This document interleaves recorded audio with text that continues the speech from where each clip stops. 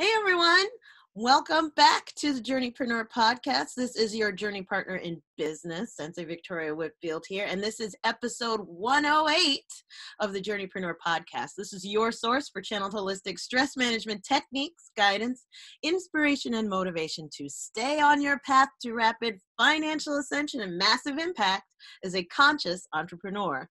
So today's podcast episode is super special because I get the honor of introducing you to my sister goddess friend, Dr. Ginny Baro. Welcome to the show. Sister goddess. How are you?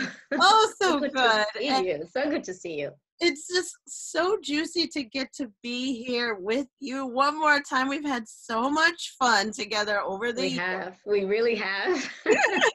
Last 5 years have been filled with adventure and growth and development and just watching each other crush it. I mean, It's been amazing. Yay!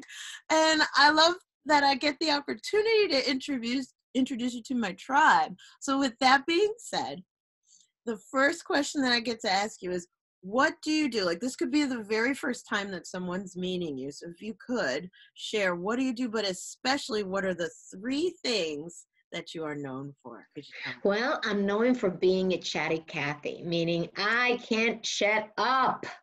Give me any topic and I will talk all day long. My dad used to say when he would take me to the doctors, like, please take 5, like take 5-minute break. I am a motivational speaker. I am a #1 best-selling author, and I am an executive coach and help to develop leaders. My motivation in life and my why, my purpose is to populate the world with great leaders. Yes. And that's really the gist of what I do, and how I do it we can talk about, and that's my passion. I was in the corporate world for over 25 years, almost 30, and I was a leader for over 20 years.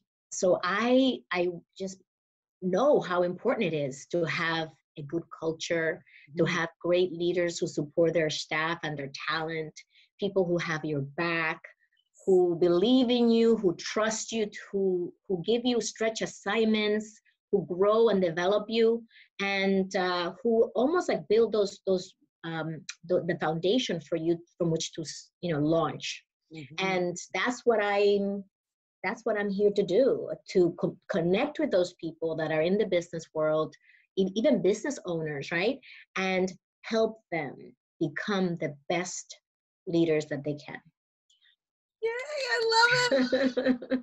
Gorgeous, gorgeous, gorgeous. And I love how you've brought your roots in corporate into your executive coaching business. It's not just like, I'm a corporate refugee and bye-bye. No, like that wisdom, that experience, yes, you've elevated, and I celebrate you for that. Thank you.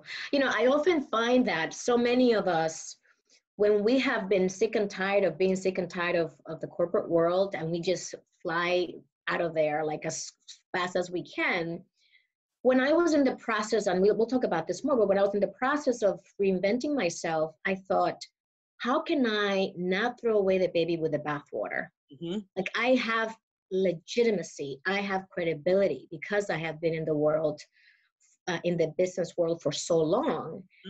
How can I help that world become more like what I wanted it to be when I was there? So, at times I get this feeling of, am I a cop-out because I left it? I actually jumped ship. Like, how does that really make me look? Like, if you were really tough, you will be there with them. But what I found was that I couldn't do my mission in that environment. I had to get out, and having known it for so long, I could then go in and help people that were in it. And so it was my way to take the lid off of me so I could be multidimensional. Yes. Because I found that in so many ways, right, they want us to be one dimension. You're hired to do this job, and this is your job, and that's what you do, and you come in and you do it and you go home. Well, I am so not single dimensional like everybody else. So I wanted to own my parts. I wanted to own all of me, the chatty Cathy, the, the one who's strategic and tactical, the one that loves to solve problems, the one that has ideas up the wazoo, because we are entrepreneurs. And how do we do all that if we don't have the environment that's going to support it? So let's create that environment. And I will be the last person to tell my clients, leave corporate. I am very fiscally responsible. And I know people have families, mortgages, car payments, a life to live. So I will never tell a client, get out. That would be the last resort. Because I always say, even if you go from where you are now to someplace else, you're always going to take you along. So you better fix the problems coming from you first. You show up fully. And then if the environment is not responding to you, then you have another decision to make. But that's a different conversation than I'm having problems with my manager or I'm having problems with my team. What do you need to learn so that you can handle those problems? And then when you go someplace else, you know how to handle those problems there too. Amen. Oh my goddess. This is so powerful because that turns the problem into an opportunity for growth. Absolutely. Mm-hmm. Absolutely. Growth mindset, right? 100%. Yeah. And like to encourage that really helps a person, whether they like are staying in corporate or starting their own business or, moonlighting and doing both. I know. Maintaining that growth mindset. And that's a skill that will serve you for life. Absolutely. Absolutely. And those are really the tools that we need to learn no matter what environments we're in, right? So my whole spiel is around self-leadership. How do you lead from your highest self? And how do we do that as much of the time as possible? Because we are human. We're not talking about perfection. We are talking about increasing our self-awareness off the charts so that we really understand, how am I showing up? And there's so much that I've learned from all my mentors and coaches that I bring into my executive coaching, my motivational talks, into my leadership training, because it's all about self-leadership. If you can lead yourself powerfully, then you can lead others powerfully. If you're showing up with fear, guess what? You're going to lead with fear. You're going to let that fear drive your decisions in the business place, in your own business, in your corporation, in your organization. So it's all about, how do I get this working and then come out and take it externally? So I always tell my clients, we're doing an inside job. This is all about going from the inside out. And so many of us want a silver bullet. We want someone else to fix the problem for us and tell us how to make it work, when in fact, and all of our mentors speak to this, it all starts here, and then it goes here, and then it goes using all of your resources, and then knowing your value and what makes you unique and what is it that you offer that is so different from everybody else. Because even if they have the same title as you, they are you using your superpowers, you're using your background, and you're using all of that combined with your marketable skills, what people are paying you to do, to offer it to the public. So you don't have any competition if you understand your unique value. So that's what I work with my clients to figure out. What is it that you bring to the table that's so unique with your superpowers, with your background, with your function? And let's use that to position yourself powerfully within your organization. Let's use it to get the next promotion. Let's use it to get, paid more. Let's use it to start your business, whatever it is that you want to create in the world. And let's not forget to have impact, influence, and take care of our well-being as we're doing all that, because we can tend to burn ourselves into the ground. And so many people say, oh, I started my business, and before I knew it, I was back to the same place where I was when I had my corporate job, because you burn yourself into the ground if you don't understand self-care. So let's learn about well-being and self-care and really shining. And it's not just about having good skin. It's about feeling good from the inside out. And then everybody feels that because you are bringing your highest self out. I love it, God. Beautifully, beautifully said. Thank you. It's all connected. And I'm curious, like, what was the point that you decided to really like, all right, I'm going all in. I am going to like Mm. serve my people, helping them ascend into self-leadership and like really self-empowerment. What was the point that you like, did something happen? Like, what's the story there? Yeah, let me tell you, I am a single mom. I have a 12-year-old boy, Kyle, and I was the primary breadwinner Mm. in my family. And I was married for 5 years, and 5 years into the marriage, I was like, oh my God, this things are just not, we're not working. And I was commuting almost 4 hours a day to and from work. And so I was feeling like I was hopping in my car, driving to work, fighting traffic, getting to work, hustling, managing my projects, managing my teams, hustling out of work, getting back on traffic, and then back home to start my second shift, right? Yeah. Take care of my son, feed him, bathe him, read to him, put him to bed. I was getting my PhD, go to the office at home, do my schoolwork, go to bed, and then get up and repeat. I was on a hamster wheel. Mm-hmm. So that was the beginning. Like, this is 2009, the beginning of when I was like, oh my God, this is not sustainable. And things were not happening in that front where my life could have been easier, where, I could have just moved and, had a much easier lifestyle and logistics around my life. So I decided, I went forward with the divorce, and I got a place near where I worked, and I was, doing this 50-50 with my son and my ex and all of that. Long story short, it took me 4 years to get divorced. Mm. Long to do. And when it was all over, I was now in this location, which is where I am right now, in my home office. And I decided, if I'm going to be in that location, I have to make some life changes, because I can't continue to commute for hours a day. It's not sustainable. I had already been doing it for almost 12 years. Mm.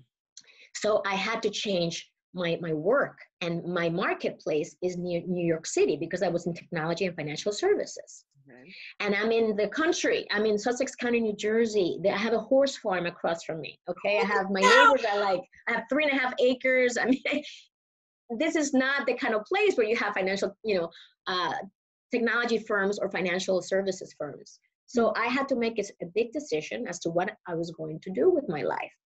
And at the time, there were major changes happening in my workplace. There was a change of the guard.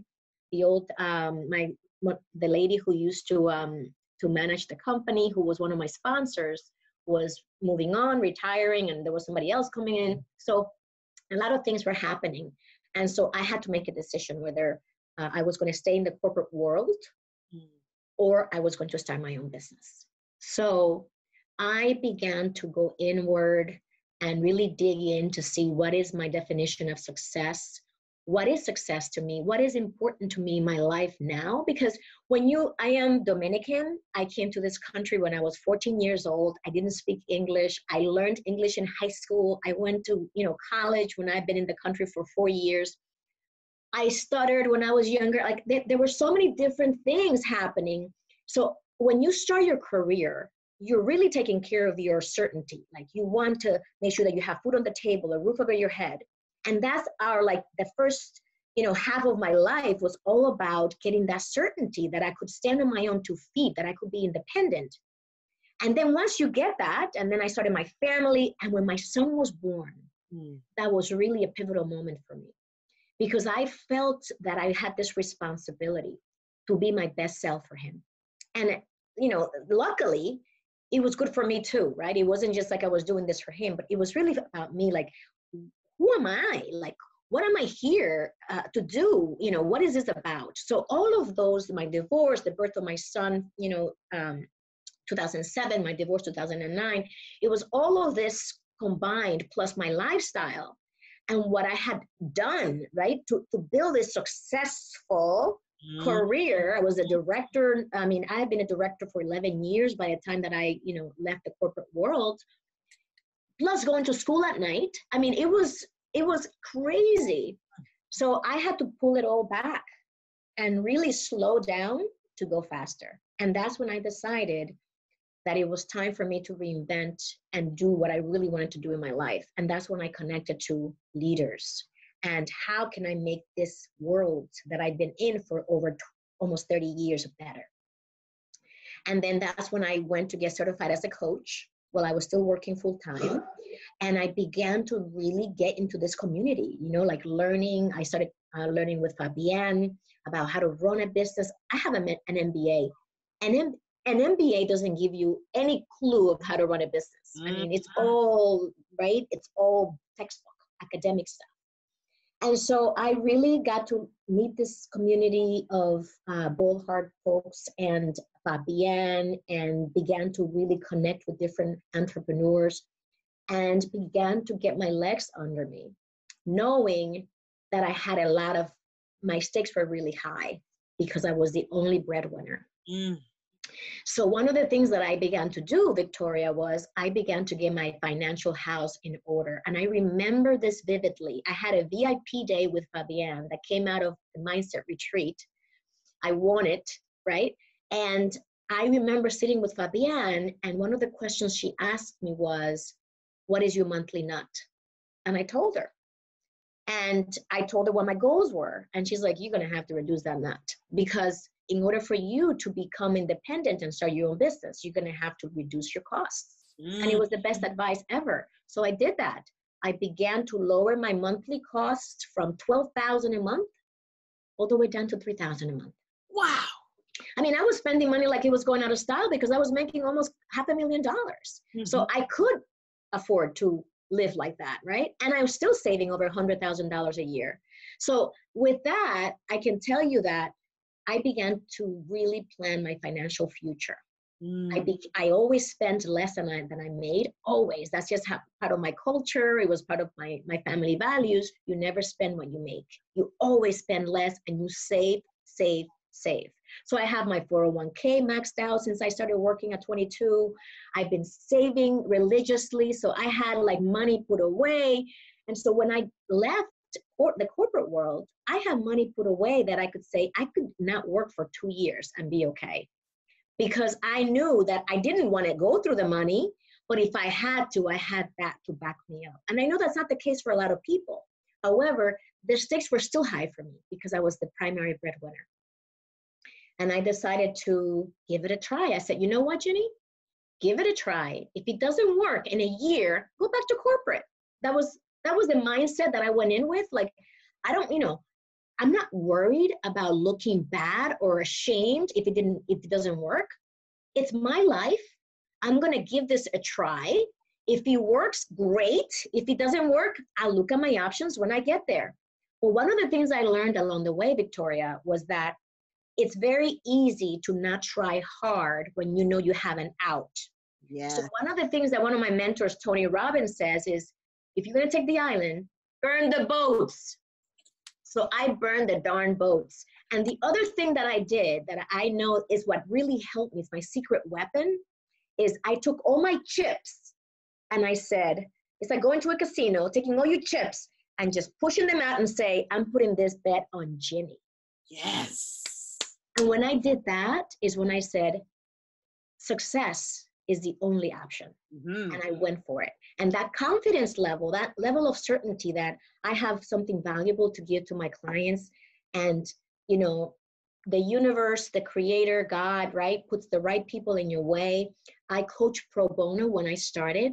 And some of those pro bono clients that introduced me to some of my biggest corporate clients right now. Merck is one of my clients because one of my clients is from Merck, and she brought me in. This is my second year that I've spoken at the Merck's Women's Network, 2 years in a row. And they're bringing me back and keep bringing me back because people's reactions are off the charts. Same thing with Verizon. It was one of my ventures where I volunteered my time to be with the eSchool for Girls, for example. The director of that program brought me into her company to do the same thing. And so it's those little, wins along the way that have given me the certainty that I'm on the right track, that people want to hear what I have to say, that people want to hear from somebody who's been in their shoes, and that is coming at it from a good place, right? Of making the workplace better for everyone, because we spend more than 8 hours a day at work. And if we're going to be miserable, we know what it's like to be miserable. We've had horrible managers, and we know what it's like to go to work for them. You want to literally shoot yourself. I mean, it's that bad when you just cringe at the thought of I have to deal with that person, today. So it was definitely not a decision that I took lightly. I took years to plan it.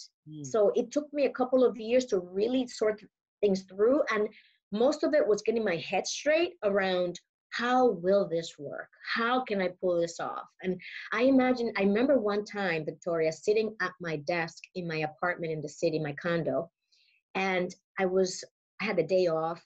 And I was sitting there plotting my book, which didn't exist at the time. Now I'm a #1 best-selling author, Fearless Women at Work. But at the time, my book was only in my head.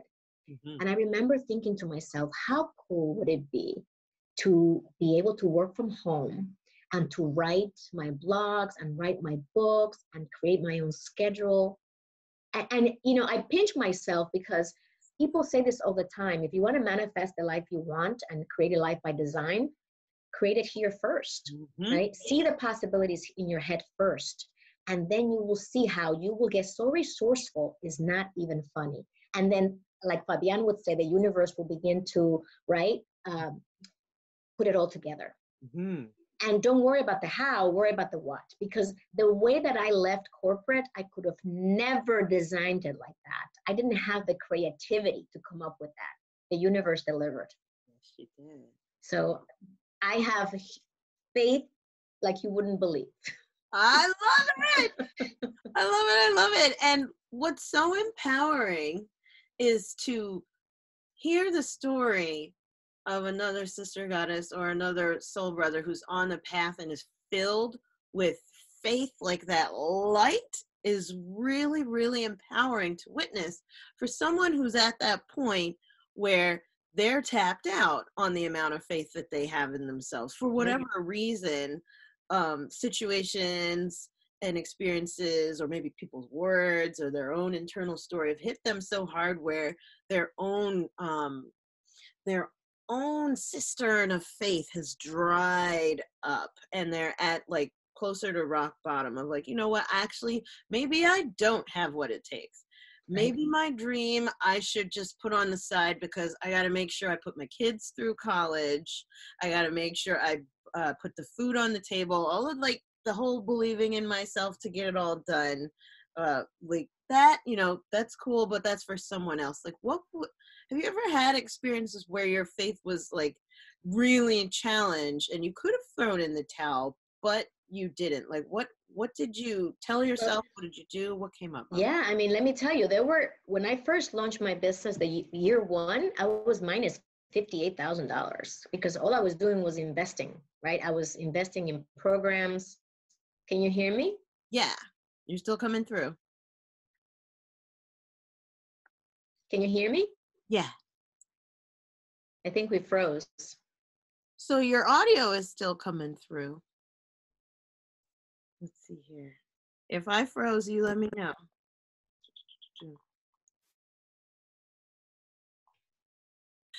As we were saying, like this, and this is so perfect because this always happens when like the energy is rising. More often than not, the tech will like,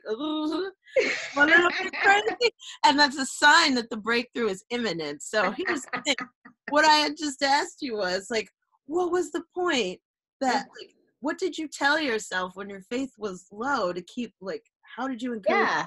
Yeah, when my first year in business, I was starting to say that I was at a minus $58,000 because I had been really investing in myself, getting myself through, learning about running a business, learning about PR, writing my book, like all of those things that I was doing year one were just costing me money. I hired a brand expert to help me brand a lot of things that I was doing, a new website, cards, all of those stuff, setting the infrastructure for the business.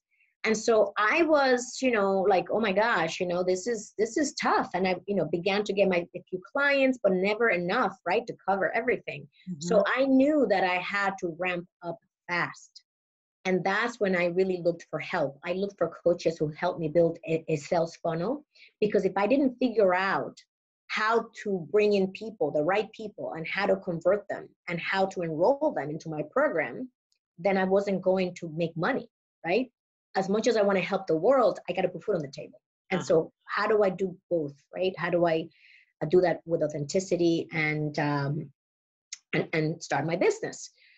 So there was a time during that period of just not having enough clients and really not bringing in enough money when I was like, maybe I should go get a corporate job. And there will be times when I would get a job spec, you know, coming through from Prudential, my old employer, and I'd be like, oh, that looks pretty good. And I even applied for a couple just to see, maybe like the universe will tell me, right? And I would apply and nothing would happen. And I'm like, okay, this means stick with this, right? Stick with this. Mm-hmm. And so I tended to just give myself the space to feel vulnerable, to feel a little scared, and to sit in that and say, this is normal. Like, I'm not in any way, shape, or form out of the ordinary here. This is normal for me to feel this type of pressure. The question was, how do I frame that feeling, that emotion? What meaning do I give it? And the meaning that I chose to give it was that I was human and that I was being tested and that I was going to get through this back to my faith because I knew my value. I know what I bring to the table. So it was a constant, you know, this tug of war between the little, you know, devil here and the little God here, the little angel here. I kind of just flicked both, right? And I kind of just said, okay, my highest self knows that I'm on the right path. And all these other parts that were getting really scared, I would just have like a meeting. Okay, people, let's have an internal meeting here because we got to get on the same agenda. I can't be divesting my energies going, I'm scared. And here, like, we can do this. Okay, everybody get together. Let's use both because I'm both a rational and an emotional person. Let's bring both sides to the table and let's have a nice powwow. All right, let's get clear on what it is that we're all looking to achieve. And we did. And this is all happening internally, right? And in the meantime, I'm also getting more coaching because I also am a human and I need to be coached. So I have coaches that I coach with. It's very hard to give yourself a good haircut. So I need to have a coach who can help me see my blind spots, who can hear my limiting beliefs, just like I do it with my clients. So that's what I did. I just surrounded myself with the resources I needed to support me to go through this really tough time. Is it transitioning? I'm only in my business for 3 years. I'm still in transitioning. I'm still in the infancy stage of my business. And so I understand where I am in the big picture. I know where I'm going, and I'm building that bridge to get there, just like I help my clients get there. And I'm patient. I have to be compassionate with myself. And those are the things that I had to cultivate. If I'm not patient with myself, if I'm not loving to myself, if I don't self-care as I go through this process, I am not going to make it because I'm going to be spiraling out of control. And, you know, there are months when I'm like, you know what? I really don't know what's, other than the clients that I have, I don't know what's happening, right, with new clients. And I begin to put in place, okay, who can I reach out to? Who can I, you know, call? Who can I email to say, hey, remember we talked last month? Are we ready now? Like, what action can I take that will help me get out of this feeling rather than just stay with the feeling? And then one thing that I remember so well from Fabienne, one of our mentors, was, what client attractive activities are you doing? Because we could be so busy doing everything, posting and doing all these things. But at the end of the day, what client attractive activities are you doing? How are you using your time, your precious time, to create that funnel, right? To get to the right people, to bring them in. And how well are you training to have that enrollment conversation successfully, right? And then to how well are you serving your clients so you create raving fans, not just a client for one time, but somebody who keeps coming back and who wants to continue to coach with you because they see results, right? So that's what I did when I was faltering, when I felt that, oh my gosh, I'm not going to make it. What am I going to do? I would just really hone in and be like, what is my end game here? What am I about? And feel my way through what I was going through. This is so beautiful for so many reasons. One, how you shared that you gave yourself permission to feel and to feel vulnerable. I'm a strong believer in the power of discomfort and embracing it rather than numbing it, because I come from a background of numbing out my discomforts. Like, I'll put myself on the table and in the forefront and say, yeah, I've done the emotional eating, I've done drinking, I've done the save somebody else and to solve their problems. Mhm. I've done the, like, let's do housework instead of doing client work. I've done the, like, it keeps going. Sure. What's super empowering about what you just shared right there, Ginny, is that, like, you gave yourself permission to feel that vulnerability, and in the vulnerability you found humanity. You didn't find powerlessness. And I think Absolutely. one of the big things that people overlook about allowing yourself to feel the discomfort is you think, like, oh, I'm just going to bottom out. There's going to be no bottom. But Mm-hmm. there's not powerlessness there. There's, like, No, no. passion, humanity. Yeah. And I'll give you like an example. Right now, I'm working on my online program, the Fearless Leadership Mastermind, which we'll talk about. And as you market for it, right? Like, you don't see people, like, you will figure people, you'll be like, yeah, sign me up, yeah, sign me up. We know how people make decisions. If something is out in January, they won't make a decision until the week before. People are really, like, it's hard to get people to make decisions, although that's a limiting belief if you think about it, right? That's So right. anyway, I have found that the experience so far has been that people are not jumping to, like, sign up. Although I know how amazing this training is going to be. It's a leadership training. So what I have done is I continue to put one foot in front of the other. I continue to put together my videos and create it, and I'm assembling it with the belief that when it launches, I will have the people that I want in that mastermind and that need it. The people who need it will be there. And here's the other thing. So what happens if after spending an entire year putting it together, it doesn't work out? People don't resonate with it. What happens then? All that is telling me is your messaging is wrong. The people how you're trying to reach people, it needs to be tweaked. Like, to me, that would all be a let's pivot. Yeah. Let's pivot. Let's pivot. Let's pivot. It doesn't mean it's crap. It means that we have to tweak something until it works. And guess what? You were going to offer it for 3 months. You were going to do it with weekly coaching, group coaching on Zoom. Maybe you only do it for half that time and you coach for half that time. Like, who knows, right? Like, maybe 3 months is too long for people. Maybe you need to tweak the pricing. Maybe you need to tweak something about it needs to be tweaked. So unless we put ourselves out there, we're never going to know if it's going to work or not. Sometimes we have these grand ideas and we think, oh my gosh, this is the shit. People are going to go for it. They're going to want it. And you put it out there and nothing happens. And you're like, what? Right? So that's what happens, though. We need to test and test and test. And it is, having marketing resilience, like Dean Graziosi says. Yes. You have to be resilient when it comes to marketing and just keep trying and trying and trying and trying. And so that's what I would say. Like, when you're feeling like, oh shit, this isn't going to work, ask yourself, okay, what else can I do? How can I do it differently? And don't get locked into that view like, oh, this is it for me. Because just open those blinders, ask people, interview people, and find out what resonated with them and what didn't, and then tweak accordingly. And I know, it's disheartening sometimes because you're putting so much effort, so much of your resources, time, money, energy, and then not getting the results you want. If you were to interpret those results and marry that to your value, you're screwed.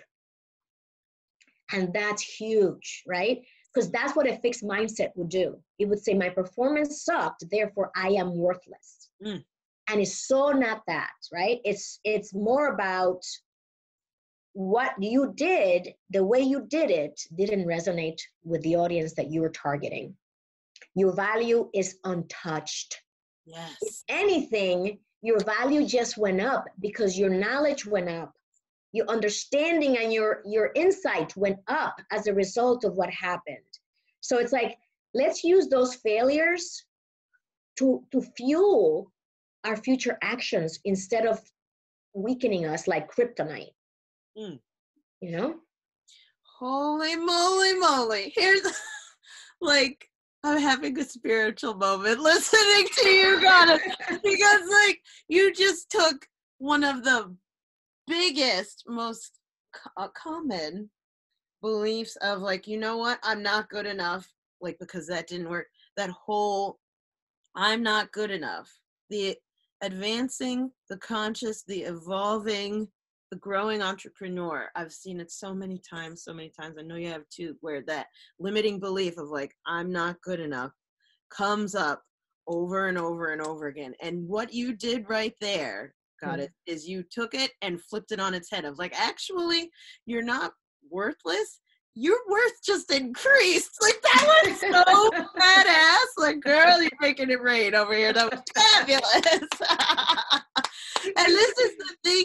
This is why if someone's going through that tough spot, or you're at the bottom of your cistern of faith, like you can't draw any more up out of your well, that's why you need coaching. That's why you need to be around someone who has a mindset of where you're going, a mindset that is infectious, that fills your energy. And so with that being said, Mama, where are we going to celebrate you? But you know, someone's listening in who needs to connect with you, but also who just received a ton of delicious diamonds of brilliance from you. Yes. Let's celebrate the crap out of you. Let's do it. Where are we going? Thank you so much. Well, listen, I have a gift for everybody. So if they go to executivebound.com/gift, they can get 3 of my gifts. But the first one on there is a gift about the 10 empowering emotions. You know, when you talk about faith and fuel, and how does that faith and fuel depletes, it's because we don't just, it's like making a deposit at the bank. You're not going to find money in your bank account unless you make deposits. So it's how are you making daily deposits into your emotional tank, right? So those 10 emotions are 10 emotions that you evoke on a daily basis. Gratitude being one of them, curiosity, confidence. That's the stuff that you wake up and you say, I'm going to feel confident today in everything that I do. I am going to be grateful for what I have, and I'm going to focus on the pile of stuff that I have, not the pile of stuff that I don't have. And it's not something that happens by accident. We have to be intentional about generating the fuel that we need, the strength that we need to get through our day with joy and love and energy, right? So I have 10 emotions there. I have other gifts for you. And my Fearless Leadership Mastermind.com is where you can find all the details about this training. What I would ask the audience is, if you have people in your life that are working in corporate, if you have leaders, people who are managers in either entry level, middle level, senior level, someone in the C-suite track, and you know that they need help because they told you that they're struggling in their role as a leader, send them to it's fearlessleadershipmastermind.com, and they will get all the information to join me in January. And let's crush this. Yes, I love it. This is so fabulous, and I'm so excited for the launch of your mastermind. I'm so excited for those gifts that you mentioned, and from the bottom of my heart, Sister Goddess, thank you so much for sharing so abundant. Thank you, Victoria. Thank you for having me. You are most gracious, and I'm so happy to have seen you and spent time with you. Yeah, likewise. I love you. Mwah. Bye. Hey. I'm going to turn it over to our listeners for a quick moment. Thank you so much for tuning into the Journeypreneur podcast. If this is your first podcast, welcome. Make sure that you subscribe on iTunes and give us a 5-star review in that comment section. This is episode 108 leave us a note. What was the one nugget that stood out the most? What was the diamond that you received from Dr. Ginny Baro today? I want to see it there. I want to hear your story. And thank you to all of those who have left their comments. It's wonderful to get to see the tribe growing and to feel your support and your energy behind me as we are all continuing on this journey together. So with that being said, I always end with this final reminder. Please remember to enjoy the journey. Do not lose your glow as you grow in life and business. And I'll see you in the next podcast episode. Bye for now.